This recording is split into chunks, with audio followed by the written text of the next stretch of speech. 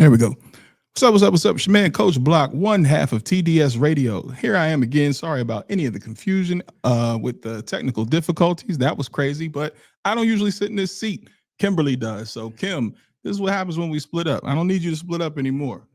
You know how to work this stuff. I'm just the novice. But today we have a special interview. We have a major election coming up, and we had the opportunity to interview Anjanae Bell. And right now, I have the pleasure of introducing Mr. Bell, former mayor, and Anjanae's dad. How are you doing, sir? Good to be here, and thanks for having an opportunity to come in. Oh, thank you, thank you, thank you. So it's important right now because we are, of course, this is a pivotal time for Durham, actually our country in general, and every election is important, but this one specifically. And you had the opportunity to sit in the seat, and so right now, when we're talking about some of the things that are coming up with public safety, affordable housing, homelessness, those are things right now where the community feels like protection is the number one thing. What do you see right now as the number one thing in this mayoral race that separates the two candidates and what they should be focusing on, or what you would focus on if you had the opportunity to sit in that seat again? Well, first of all, I don't necessarily want to try to compare candidates. Obviously, I have a special interest in Anjanae, my daughter. Yes. I've had the privilege of having served in the mayor's seat for 16 continuous years in Yes, Durham. sir. So I've seen a lot of things happen. But the one thing that I always remembered as mayor is that the mayor may be first among equals, but in Durham's form of government, the mayor only has one vote. Yes. So it's very important to be able to work collegially with your colleagues on the city council, county commissions, wherever you are. And I've had the good fortune of being able to do that. But it's not only at the council when it gets out into the public. Yes. You've got to be able to understand the concerns that the public has. You've got to be a good listener. Yes. And sometimes when people say you aren't listening, what they're saying is you aren't doing what I want you to do. Yeah. So that's the difference. Yes. I'm listening, but I always reserve the right to make the final decision because I don't what I was elected for. Yes. So when I look at things that are happening in Durham has come through a lot of transitions. And obviously, if you look at just the downtown area, it's been a good progress, but it was done because we had the cooperation of the city council. Yes. We had good cooperation, working of staff. Yes. But more importantly, just as important, we had good support from the public. Yes. And we were able to put together public-private partnerships to make certain things happen. And I've always believed that you do what you do best, and what you don't do best, you go out and try to find professionals that do that. Yes. And that's what we were able to do in all the undertakings that we had in our community. Okay. So when I look at issues, obviously people talk about affordable housing. You talk about public safety. Yes, sir. People talk about taxes also. Yes, sir. That gets right into your pocketbook. Yes, sir. But I think if you let people know and you listen to them in terms of what the concerns are, you try to tell them what you're trying to do as a council, not necessarily as the mayor, but as a council, I think it helps in a lot of ways. And I think the whole issue about affordable housing, I think what we have to remember is the definition of affordable housing has changed. Yes. I can recall when I was on the Board of County Commissioners, even early on as a mayor, when you talk about affordable housing, generally you're talking about families with medium income of 30% or below. And what had happened in Durham, that was pretty much the responsibility of the Durham Housing Authority. Yes. But because of the economy, because of things that have happened, that issue or definition of affordable housing has changed. So now you're talking about persons with medium income, 60% or below. Yes. And that's when you're reaching into the ranks of the teachers, public workers, and et cetera.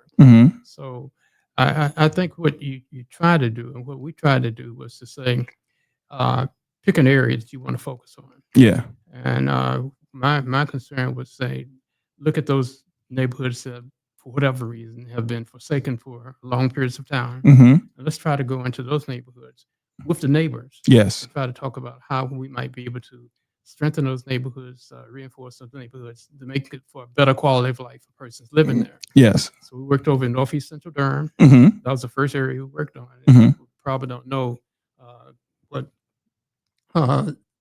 what some of the streets were, but I know we worked next to the elementary school that was there, and we did a thing where we went in about 2 blocks, primarily rental homes, very few homeowners, and we were able to get the council and the staff to go through and buy up those 2 blocks. Yes. And we didn't force anybody out. It wasn't eminent domain. It was a willing buyer, willing seller. Mm-hmm. But we transformed that neighborhood into affordable units, single family homes, and condos. Mm-hmm. Similar things we did when we looked on Federal Street. Mm-hmm.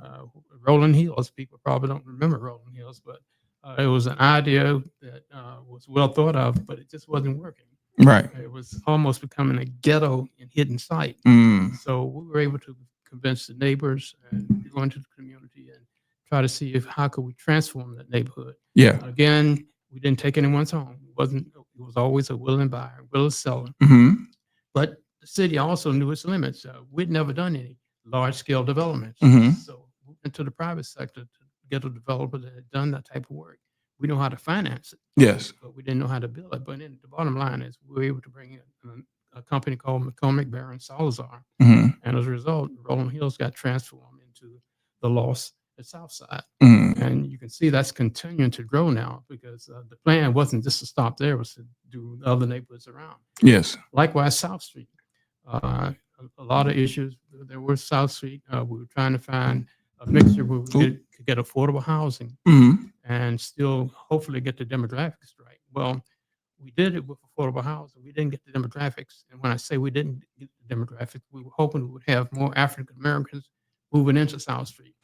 But unfortunately, South Street had a stigma. And as a result, when you talk about moving on South Street, people were a little bit skeptical about that. Yes. But I'll tell you, the other race wasn't skeptical. They saw it as a bargain. Yeah. So they moved in and bought the houses, and as a result, you saw what was happening. Right. But we learned from that. Yes.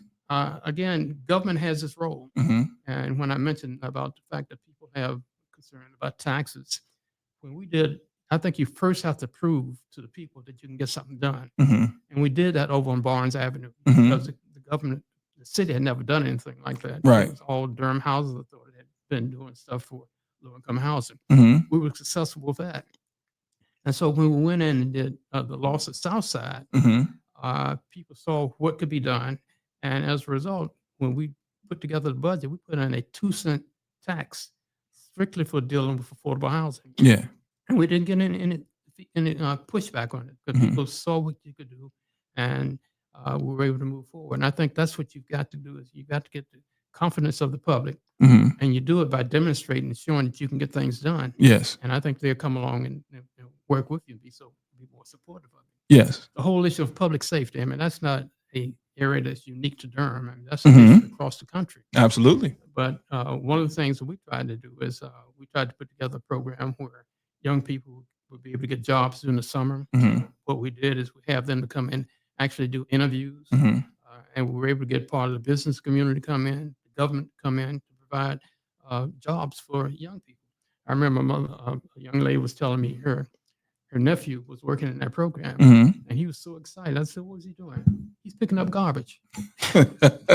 He's keeping the streets clean, but he was excited. He had a job. He came in the morning and even got paid, and et cetera, et cetera. So I think somehow got to reach out to our young people to show that there's a way. Yes. And the idea wasn't necessarily that they got a job. The idea was necessarily that they went through the job process by doing that interview and et cetera. And as a result, when they got old enough or when they got ready into the job market, they were better prepared. We talked to gang leaders. I remember having gang leaders in my office. Sitting down trying to understand really what's driving you guys. What is it you need?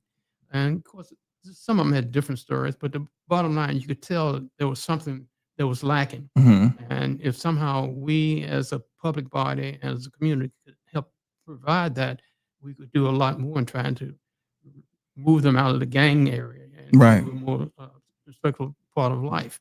But again, you got to be willing to go into the neighborhoods. Yeah. I wore a suit and tie, but I went in wherever I wanted in Durham. I didn't feel uncomfortable about being there. Yeah. And people talk about the mayor. I don't think I ever introduced myself as Mayor Bill. I was always Bill Bell, and went on and did what we had to do. So I think you've got to get with the people. You got to have people feeling the comfort level, and you've got to be able to work with your colleagues on the city council. Yes.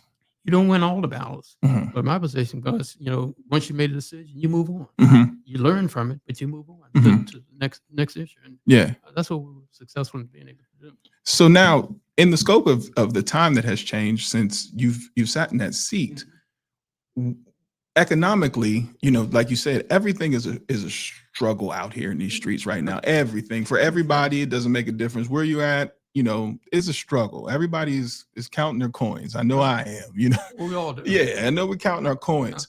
And so with us feeling that pressure and us feeling that crush, when you are in the seat of the mayor and people, like you said, they don't necessarily know that it's a team effort, but what one thing would you say would comfort the folks to know that there is a change, or there is things that are policies and time? Because a lot of times what you hear with politics is it takes time to get this done, but when you're looking at that bottom line at home and you're like, man, I'm struggling, I need help, what comforting words do we have for the people in that realm, especially now?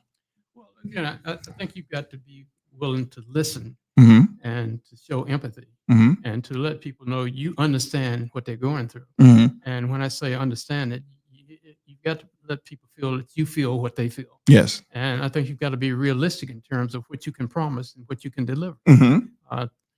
You didn't get in that position overnight. It's not going to change overnight. Correct. But if you stick with me, I can show you how we're going to move forward gradually in different stages. Not some people, we talk about this being the microwave generation, where people want things They want to see it right now. instantly.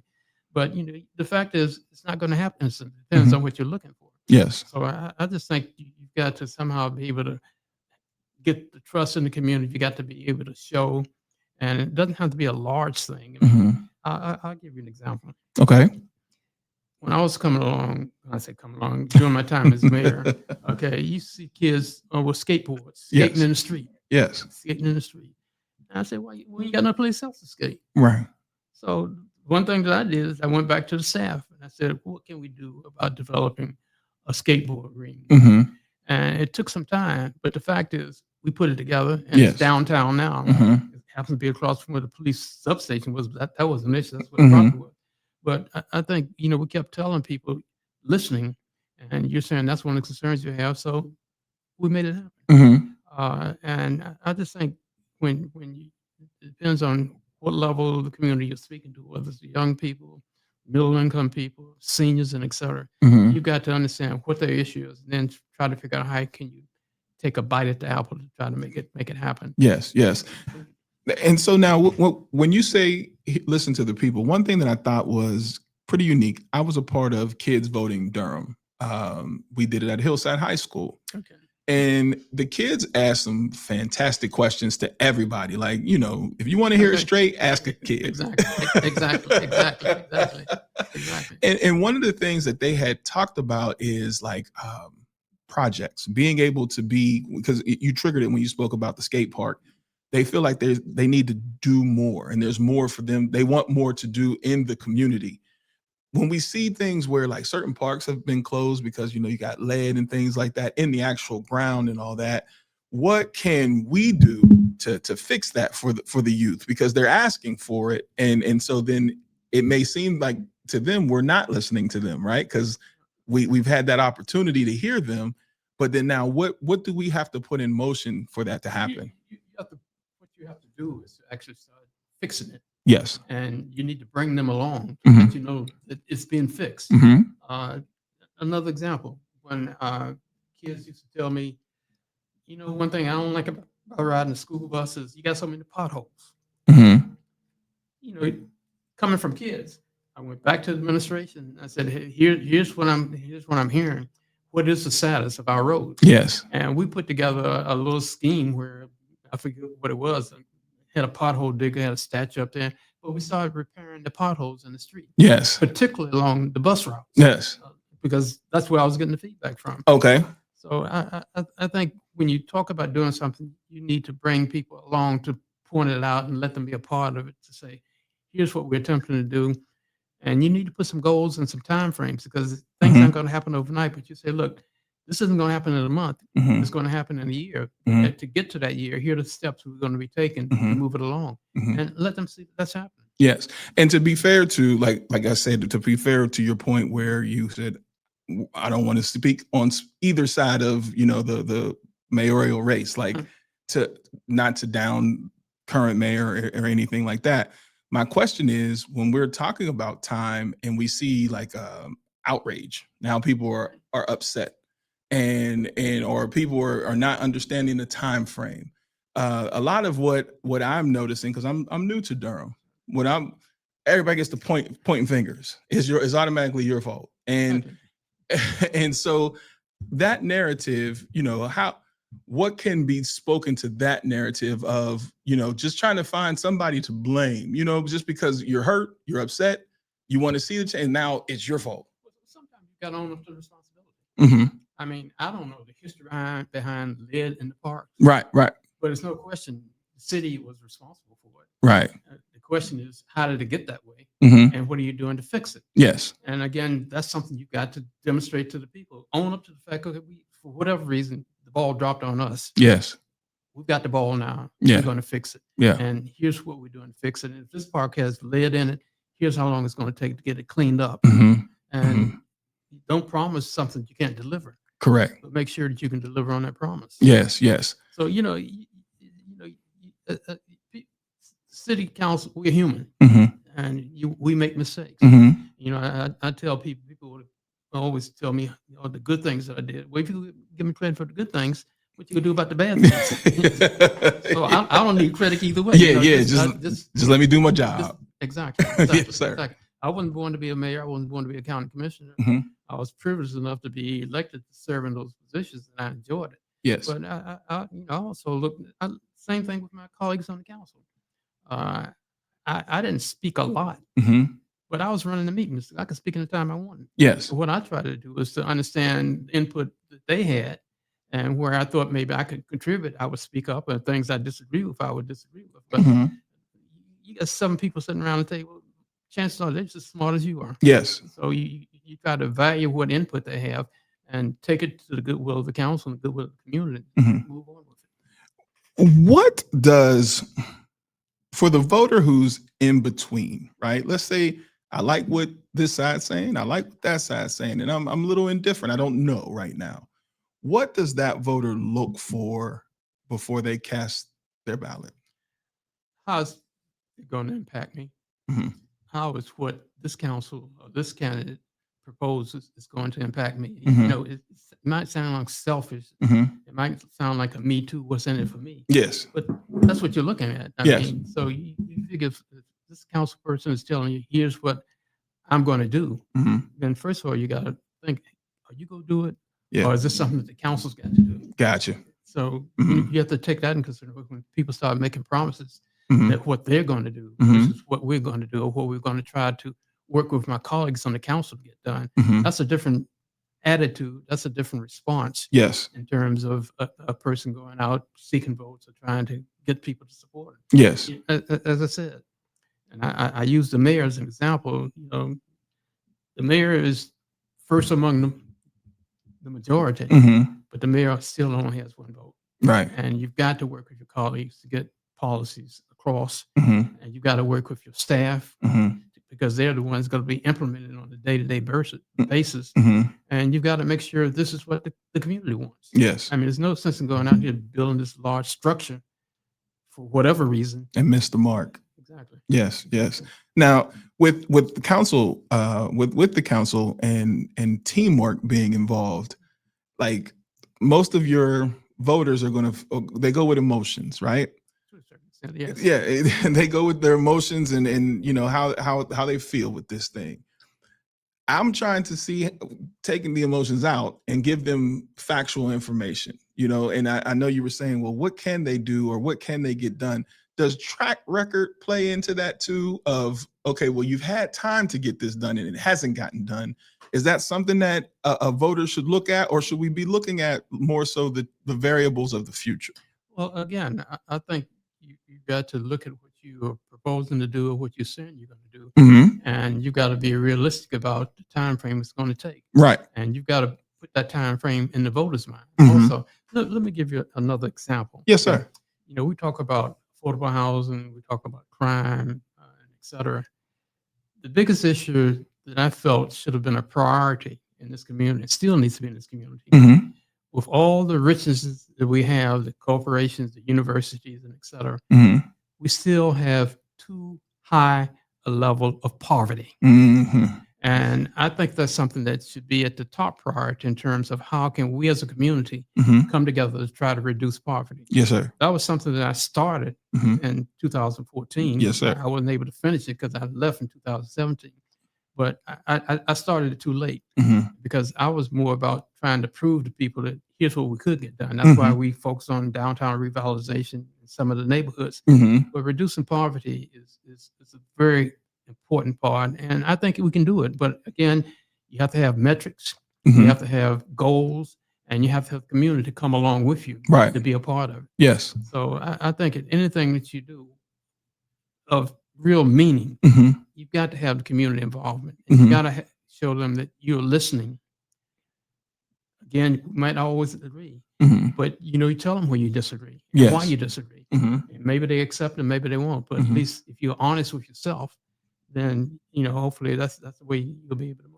I'm glad you mentioned the poverty part because I was going to come into that, but my question about that now is, where would you go at this point? Because I'm glad you said I started too late. So then now we're here now. So if you had advice that, let's say you were just a council person now, where would you say you would start as far as the conversations? Because the conversations have to be had.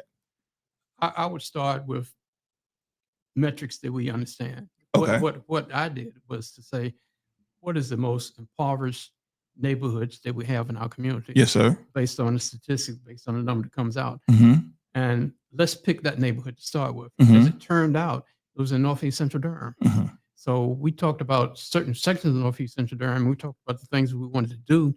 And when I say we talked about it, we brought the community together. I can remember having meetings with the mission that came in, Mhm. teachers, business community, et cetera. We met and talked about different. We put together different groups we wanted to focus on. Yes. On economics, Mm-hmm. on jobs, Mm-hmm. on housing, on criminal justice, Mm-hmm. and et cetera. And so we started focusing on those things, and we put specific goals in place in what we wanted to try to accomplish. Yes. And again, didn't get that way overnight. It's not going to come out overnight, but you got to show that you're making progress. And Yeah. I think that we're beginning to make progress Yeah. in that particular area. Yeah. Now, with the poverty and crime, people always say those two go hand in hand. How do you feel about that? When people say where you see a lot of unemployment, you're also going to see a lot of crime. How do you feel about Well, that? I don't know if it goes hand in hand, Mhm. but you certainly can't necessarily separate them. Correct. And what you're trying to do is to get what are the elements of poverty that may be contributing to Mhm. crime. Yes. Crimes being committed by those persons that are in poverty, Mm-hmm. and typically comes out to be education, Mhm. comes out to be jobs, Mm-hmm. and it comes out to be the type of neighborhood you're living in. Mm-hmm. If you got a lot of gangs around you, shooting, that's going to temper you. I can recall when I was county commissioner, we had a shooting over in Few Gardens. That's gone now. Mm-hmm. And a young lady was handling a baby. The baby got killed in her arms. Mm-hmm. I was able to get the sheriff to come in and do 24/7 policing in that neighborhood. Mm-hmm. And the difference it made is that suddenly people weren't afraid to walk to the grocery store. Mm-hmm. Kids were riding their bicycle. Mm-hmm. But those were the type of things where you had law enforcement to come in and say, look, I understand your problem. Same thing happened over in McDougal Terrace. Mhm. There was a park across the street from McDougal Terrace. Mm-hmm. People were dealing drugs in it. Yeah.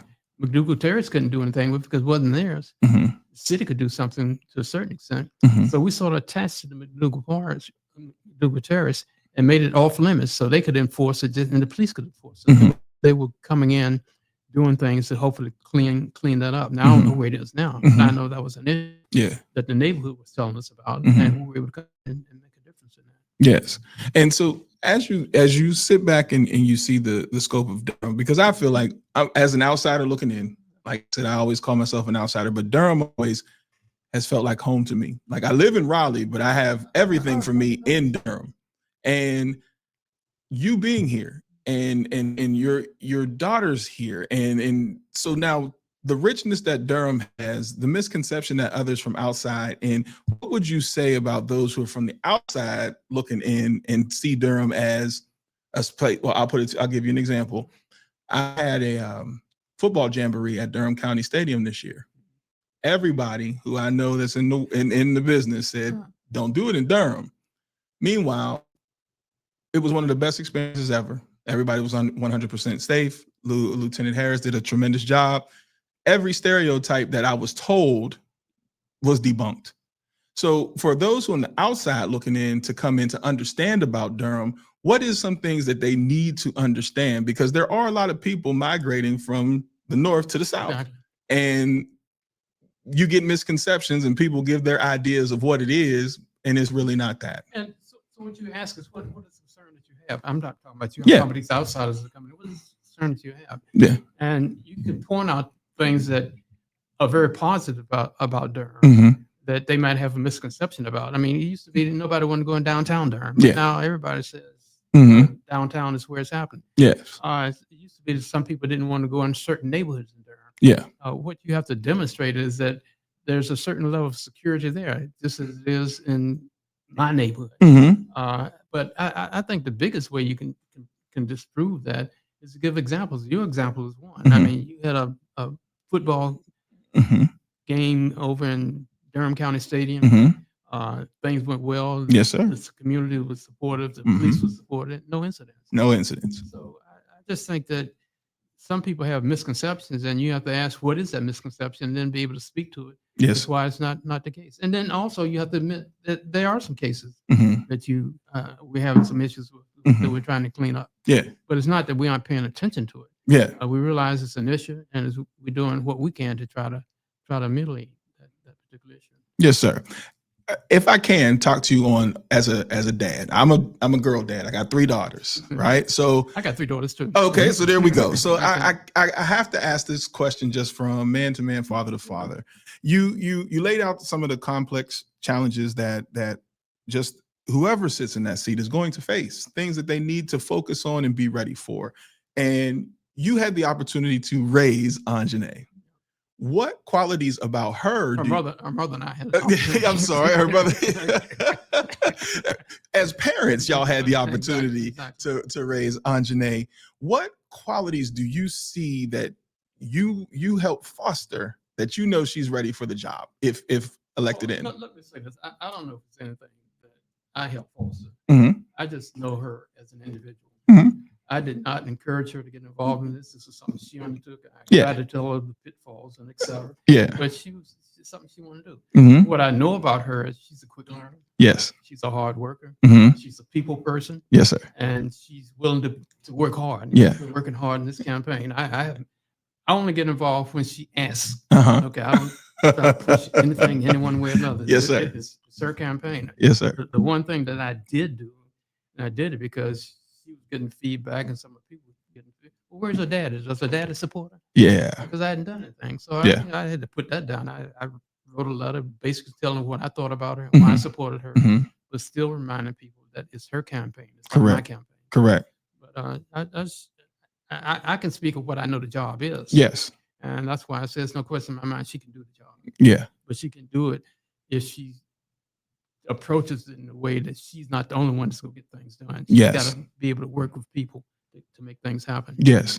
What is the main leadership quality for mayor? For me, it's listening.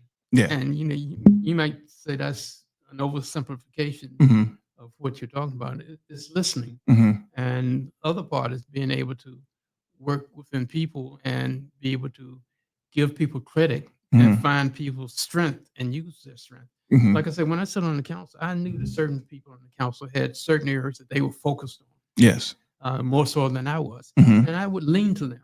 If we were talking about a particular area, I would lean to them and try to get their opinion. Yeah. That's how we should do that. So I think being able to listen, being able to take a position, whether you lose or win, and move on to the next position, and not holding grudges, not holding grudges with your colleagues, and not holding grudges in particular with the public. You can't just because the public comes up and tells you things you don't want to hear.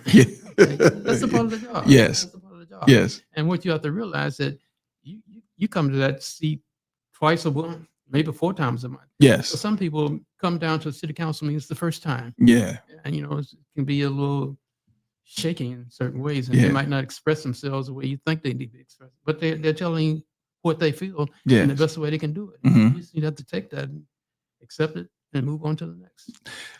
As I got an opportunity to ask Anjane this question, and I would like to ask you because you have sat in the seat, so now you got a little bit more. The coach in me, I wish sometimes I can go back and call different plays and hire different coaches that I may not have hired in the first place and things like that.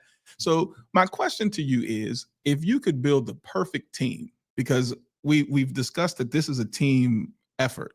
If you could build the perfect team, what qualities would the team have? After we talk about listening, what would you want to see out of your council people, and what qualities would they exude? Well, I think they need to do the homework. Mhm. I mean, a lot of issues come before you, and you need to take the time to try to study what those issues are, and if you and don't be afraid to go and ask questions. Yes. You ask questions of your colleagues, ask more important, ask questions of the staff. Yes. But realize that in our form of government, that the manager is the one that has direct control, so to speak, of the employees. So you don't step in trying to take over the Yes, sir. manager's role.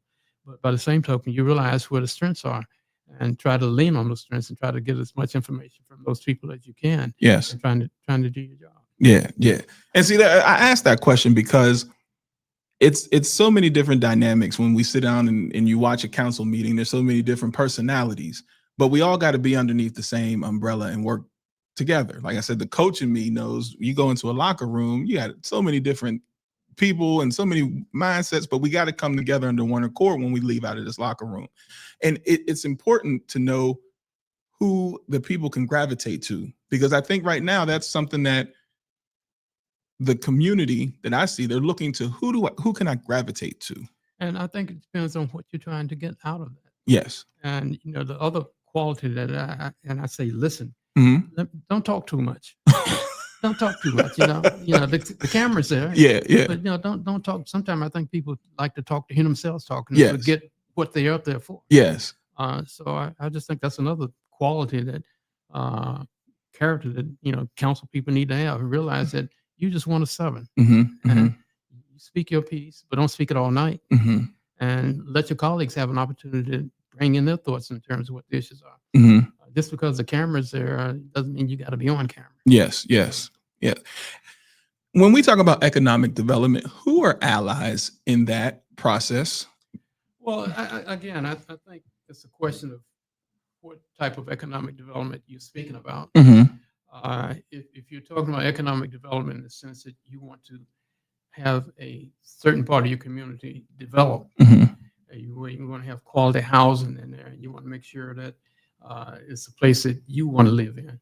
Then what you have to do is first you have to look at your staff Mhm. to make sure that the criteria that we have for this quality neighborhood is being adhered to, Mhm. and that people are policing it and making sure that happens. Mhm. The other part is you got to realize what your strengths are as a council. Mhm. In a lot of cases, council is probably good at getting the financing, Mhm. but they don't necessarily have the technology to build a house Yes. or to build the roads. Mhm. For example, DPAC, Mhm. economic development. Uh, when we looked at DPAC, of course, there was a lot of questions why you want to do DPAC, and well, you need a theater like that. But once you get beyond that, Yeah. then you realize, well, what can I do as a council? Mhm. What I can do is try to find the funding for it. Mhm. I don't know anything about operating a theater. Right, So right. you bring in professionals to do that, and that's what we did. I Mhm. don't know anything about bringing shows to the theater and et cetera. So you look at professionals and you do that, and you partner with them. Yeah. And that partnership, I think, has been the reason DPAC has been as successful as it had. Yes. And when I say partners, you can't leave out Duke University Mhm. because I can tell you when we were looking at DPAC, I'd made a commitment. Just when I Mhm. say in the council, I made a commitment. They weren't going to put any more money in that than what sales tax, hotel, motel tax, marketing, and ticket rights would bring. Mhm. When we looked at what we wanted, the type of theater we wanted to build, Mhm.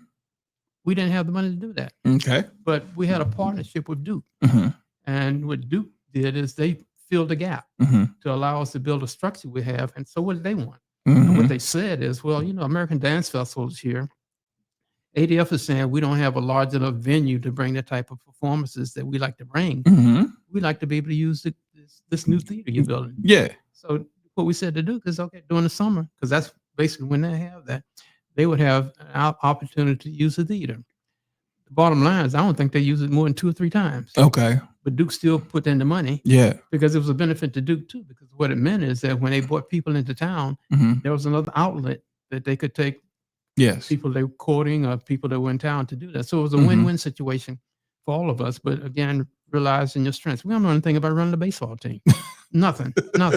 We knew how to get the baseball stadium built. Yeah. And we knew how to, when I came on as a council member, how to expand it. Yeah. Well, we know nothing about running the baseball. So that's why we gave it to Jim Goodman. Yeah. And that's why we gave it to Jim Goodman to run the old DAP. So, do what you do good, and what you don't do good, don't be afraid to go out and ask for help. Or bring it in the professionals to make it happen. Yeah. And so when we talk about like even some of the contracting and like using local contractors or outsourcing, things like that, how much of that comes to play when we're talking about the planning process? I think it's very important. I think it's very important because I think people need to realize that in Durham, Black Wall Street, the demographics that we got, you've got to have an opportunity for small businesses, local businesses to participate, in particular in projects that the city might be pushing. Correct. And even if the city is not pushing the project, if a developer is coming in, you got to remind them that here's the workforce we have. How can we make sure we make use of that? So to me, it's when you talk about economic development, you talk about businesses and how does community participate.